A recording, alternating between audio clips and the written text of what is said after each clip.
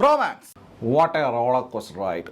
തിയേറ്ററിൽ കയറി 2 മണിക്കൂർ 18 മിനിറ്റ് ഉണ്ട് സിനിമ ആരംഭിച്ചിട്ട് പിന്നെ ഒരു പോക്ക. അയ്യോ ഓർമ്മിപ്പിക്കല്ലേ പൊന്നെ. അന്യ എക്സ്പീരിയൻസ്.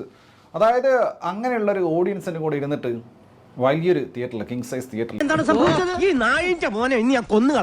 മാത്യു തോമസിൻ്റെ ഇതിലുള്ള പരിപാടി എന്ന് വെച്ച് കഴിഞ്ഞാൽ അതുപോലത്തെ ഇദ്ദേഹത്തിന് ഹൈപ്പർ ടെൻഷൻ പരിപാടിയൊക്കെ ഉണ്ട്. അത് വന്നിട്ട് പിന്നെ പുള്ളിയുടെ ഡയലോഗ് ഡെലിവറി ഒരു സീനിൻ്റെ അകത്ത് പെർഫോം ചെയ്യുക. അതേ പറഞ്ഞ പ്രിയദർശൻ പടങ്ങളിൽ പോലെ മയിലാണ് സാധനം തോന്നിയായിരിക്കും. ഒറ്റ കിടപ്പായിരുന്നു, എനിക്ക് ബോധം വീണ രാവിലെ എണീറ്റപ്പോഴാണ്.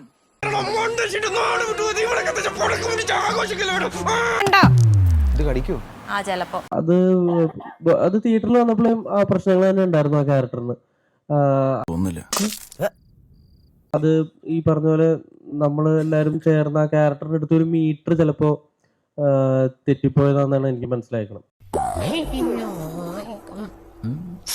എന്താ ഉറക്കം വരുന്നു. അത് ഇപ്പൊ ആൾക്കാർ ഓവറാന്ന് പറയുന്നത് ഓവറായിട്ട് തന്നെയാണ്.